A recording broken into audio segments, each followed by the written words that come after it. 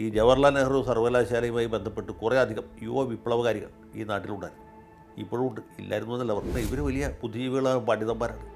ഈ രാജ്യത്തെ മൊത്തം എസ്റ്റാബ്ലിഷ്മെൻറ്റിനോടും വലിയ എതിർപ്പുള്ളവരാണ്. അങ്ങനെ എതിർത്ത് ഒരു വല്ലാത്ത പരുവത്തിലായിരിക്കുകയാണ്. ഈ ജാഞ്ചൂളുകൾ വിചാരിച്ചാൽ കാമറ ഒരുക്കാൻ പോയിട്ട് പ്രധാനമന്ത്രിയുടെ രൂപത്തിൽ തൊടാൻ പറ്റും. ഇവർക്കൊക്കെ മുദ്രാവാക്യം വിളിക്കാൻ മാത്രമേ അറിയുള്ളൂ, അല്ലെങ്കിൽ പ്രസംഗം നടത്താൻ മാത്രമേ അറിയുള്ളൂ.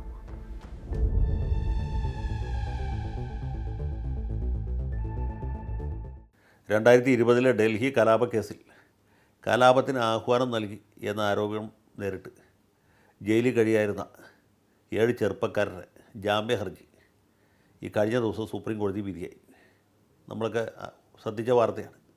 5 പേർക്ക് സുപ്രീം കോടതി ജാമ്യം കൊടുത്തു. ഈ ജാമ്യം കിട്ടിയവർ തന്നെ ഏതാണ്ട് 5 കൊല്ലമായിട്ട് ജയിലിലായിരുന്നു. അതിൽ പ്രധാനപ്പെട്ട 2 പേർക്ക്, ഉമർ ഖാലിദിനും ഷാർജിൽ ഇമാമിനും ജാമ്യം നിഷേധിച്ചു. അവർ ജയിലിൽ തന്നെ തുടരട്ടെ, സാക്ഷി വിസ്താരം തീരുന്ന മുറയ്ക്ക്, അല്ലെങ്കിൽ കുറഞ്ഞത് 1 കൊല്ലം കഴിഞ്ഞതിന് ശേഷം പരിഗണിക്കാം എന്നാണ് ഇപ്പോൾ സുപ്രീം കോടതി പറഞ്ഞിട്ടുള്ളത്. സുപ്രീം കോടതി അതിന് ഭരണഘടനാപരവും നിയമപരവുമായിട്ടുള്ള ഒരുപാട് കാരണങ്ങളൊക്കെ ചൂണ്ടിക്കാണിച്ചു. വ്യക്തി സ്വാതന്ത്ര്യം വളരെ പ്രധാനപ്പെട്ട ഒന്നാണ്. പക്ഷേ അതിനേക്കാൾ കുറച്ചുകൂടി പ്രധാനപ്പെട്ടാണ് രാജ്യസുരക്ഷ. ഈ പറഞ്ഞ 2 ഡിങ്കിരി വാലന്മാരെ പുറത്തിറക്കി വിട്ടാൽ അത് രാജ്യസുരക്ഷയ്ക്ക് ഹാനികരമാകും. രാജ്യസുരക്ഷയെ തുരങ്കം വയ്ക്കുന്ന നടപടിയായി തീരും. ഇവരങ്ങനെ വെറും നിരപരാധികളൊന്നും നിഷ്കളങ്കരമായ കുട്ടികളൊന്നുമല്ല. ഇവരുടെ പ്രസംഗം സതുദ്ദേശപരമാണ് എന്ന് വിചാരിക്കാൻ ഞങ്ങൾ യാതൊരു ന്യായവും കാണുന്നില്ല.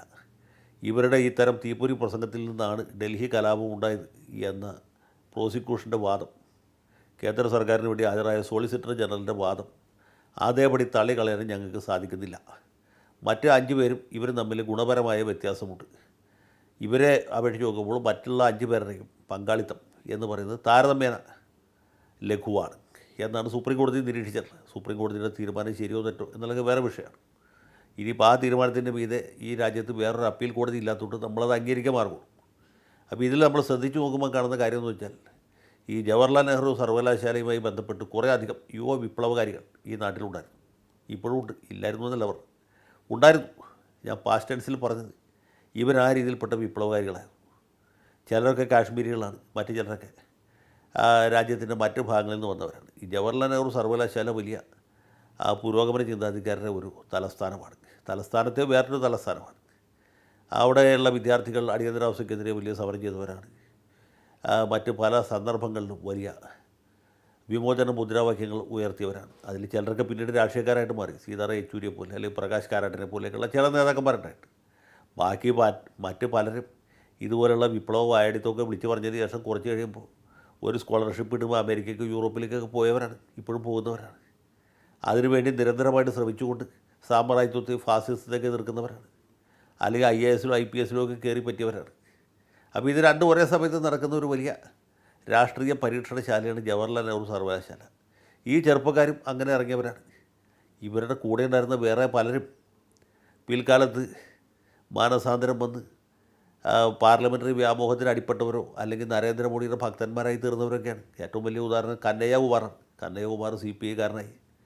അദ്ദേഹത്തിൻ്റെ നാട്ടിൽ പോയി മത്സരിച്ചു, തോറ്റുപോയി.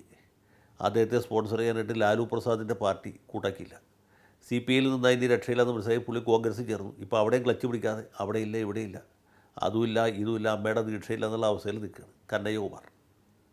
ഈ കന്നയ്യകുമാർ കോൺഗ്രസ്സിൽ ചേർന്നിട്ട് ആദ്യം ചെയ്തത് എന്താ അറിയുമോ? നിങ്ങൾക്ക് ഓർമ്മയിട്ടൊന്നും എനിക്കറിയില്ല. അദ്ദേഹം ഗുരുവായൂർ അമ്പലത്തിൽ വന്ന് ഭഗവാൻ ശ്രീകൃഷ്ണനെ കൺകുളിർക്കെ കാണുകയും തൊഴുകയും ചെയ്തു. അപ്പോൾ ഇത്രയുള്ള അദ്ദേഹത്തിൻ്റെ വിപ്ലവം നമുക്ക് മനസ്സിലായില്ല. ഇതാണ് കന്നയ്യകുമാറിൻ്റെ അവസ്ഥ.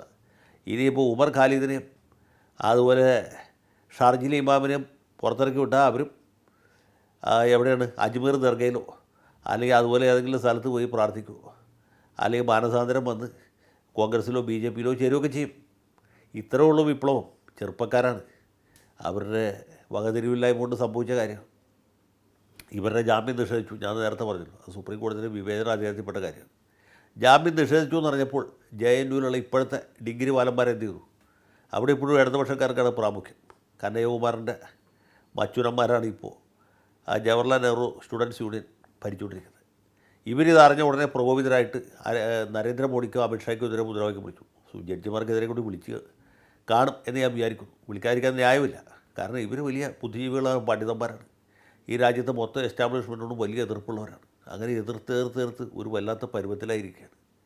അപ്പോൾ നേരത്തെ തന്നെ ഇതുപോലെ പ്രകോപനപരമായ മുദ്രാവാക്യങ്ങൾ വിളിക്കുകയും പ്രകോപനപരമായ പ്രസംഗങ്ങൾ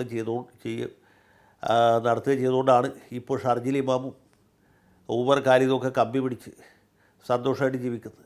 ഈ ബാക്കി ഇപ്പം ജാമ്യം കിട്ടിയ 5 പേരും 5 കൊല്ലത്തിലധികം കമ്പി പിടിച്ച് ജീവിക്കേണ്ടതെന്ന് എന്തുകൊണ്ടാണ്? ഇതുപോലെ വെളിവും വെള്ളിയാഴ്ച ഇല്ലാതെ മുദ്രാവാക്യം വിളിക്കുകയും പ്രസംഗിക്കുകയും ചെയ്തുകൊണ്ടാണ്. പക്ഷേ ഇപ്പോൾ എന്തു പറ്റി? ഈ മാറ്റി പറഞ്ഞ ഇവരുടെ പ്രസംഗം കൊണ്ട് എന്താണ് ഗുണം കിട്ടിയതെന്ന് വെച്ചാൽ 1 കൊല്ലം കഴിഞ്ഞ് ഇവരുടെ ജാമ്യ ഹർജി വീണ്ടും പരിഗണനയ്ക്ക് വരുമല്ലോ. ഇപ്പോഴത്തെ മുദ്രാവാക്യങ്ങൾ അന്നത്തെ സോളിസിറ്റർ ജനറൽ അതും കോടതിയിൽ കൊണ്ടുവന്ന് കേൾപ്പിക്കും. 1 കൊല്ലം കഴിഞ്ഞ് ജാമ്യ ഹർജി പരിഗണിക്കുമ്പോൾ ഇവർക്ക് ജാമ്യം നിഷേധിച്ചപ്പോൾ സുപ്രീം കോടതിക്കെതിരെ, ഇന്ത്യയുടെ പ്രധാനമന്ത്രിക്കെതിരെ, ആഭ്യന്തരമന്ത്രിക്കെതിരെ വിളിച്ച മുദ്രാവാക്യങ്ങൾ ഇതാണ്. ഇവരെ പുറത്തിറക്കി വിട്ടാൽ എന്ത് സംഭവിക്കും? ഇവർ പ്രധാനമന്ത്രിക്ക് ആഭ്യന്തരമന്ത്രിക്ക് കബറൊരുക്കും എന്നാണ് പറയുന്നത്. നല്ല തമാശയില്ലേ? ഈ ഞാഞ്ഞൂളുകൾ വിചാരിച്ചാൽ കബറൊരുക്കാൻ പോയിട്ട് പ്രധാനമന്ത്രിയുടെ രൂപത്തിൽ തൊടാൻ പറ്റില്ല. നമുക്കെല്ലാവർക്കും അറിയാം യാതൊന്നും ചെയ്യാൻ പറ്റിയില്ല. ഇവർക്കൊക്കെ മുദ്രാവാക്യം വിളിക്കാൻ മാത്രമേ അറിയുള്ളൂ, അല്ലെങ്കിൽ പ്രസംഗം നടത്താൻ മാത്രമേ അറിയുള്ളൂ. ഇവരൊന്നും വിചാരിച്ചാൽ ഈ രാജ്യത്ത് ഒരു മാവിൻ്റെ ഇല അല്ലെങ്കിൽ പ്ലാവില പോലും കൊഴിയുകയില്ല. ഒരു കാക്കയുടെ അല്ലെങ്കിൽ പ്രാവിൻ്റെ തൂവൽ പോലും കൊഴിയുകയില്ല. അത് ചെയ്യാനുള്ള ത്രാണിയോ ആത്മബലമോ പ്രത്യയശാസ്ത്രപരമായ ദാർഢ്യമോ ഇവർക്കില്ല. ഇവരൊക്കെ ഈ സർക്കാർ ചെലവിൽ ഉണ്ട് ഉറങ്ങി പഠിച്ച് ഡിഗ്രി എടുക്കാതെ വിപ്ലവം വായാടിത്തം പ്രസംഗിച്ചു വെറുതെ ഊര് തട്ടുന്ന ആളുകളാണ്. ഇവർ വിചാരിച്ച് ഈ രാജ്യത്തൊരു ചുക്ക് നടക്കില്ല, ഒരു പിണ്ണാക്ക് നടക്കില്ല, നമുക്കറിയാം. പക്ഷേ ഇങ്ങനെയുള്ള മുദ്രാവാക്യങ്ങൾ കൊണ്ടും പ്രസംഗങ്ങൾ കൊണ്ടും ഇവരെന്താ ചെയ്തത്? ഷാർജിൽ ഇമാമും അതുപോലെ ഉമർ ഖാലിദും അടുത്ത കാലത്തൊന്നും പുറത്തിറങ്ങാതിരിക്കാൻ വേണ്ട കാര്യങ്ങൾ ഒരുക്കി കൊടുത്തു. ഇത് പറയുമ്പോൾ എൻ്റെ ഓർമ്മയിലേക്ക് ഞാനും കൂടി ഭാഗവാഹിത്തം വഹിച്ചൊരു സംഭവം വരുന്നുണ്ട്. ഞാൻ ഇനി മറ്റൊരു ഘട്ടത്തിൽ അത് പറയാം എന്ന് വിചാരിക്കും. അപ്പോൾ ഷാർജിൽ ഇമാമിനോടോ അല്ലെങ്കിൽ ഉമർ ഖാലിദിനോടോ എന്തെങ്കിലും സ്നേഹമുള്ളവരല്ല. അവർ രണ്ടുപേരും ജയിലിൽ നിന്ന് ഇറങ്ങി പുറത്തു വരണം എന്ന് താല്പര്യപ്പെടുന്നവരല്ല ഈ JNUവിൽ ഇദ്ദേഹത്തിന് വേണ്ടി മുദ്രാവാക്യം വിളിക്കുകയും പ്രസംഗങ്ങൾ നടത്തുകയും ചെയ്തവർ എന്ന് മാത്രം നിങ്ങളിതുകൊണ്ട് മനസ്സിലാക്കിയാൽ മതി. ഇത് കേട്ടാൽ ഇപ്പോൾ മനസ്സിലാവാത്തവർക്ക് 1 കൊല്ലം കഴിയുമ്പോൾ മനസ്സിലാവും.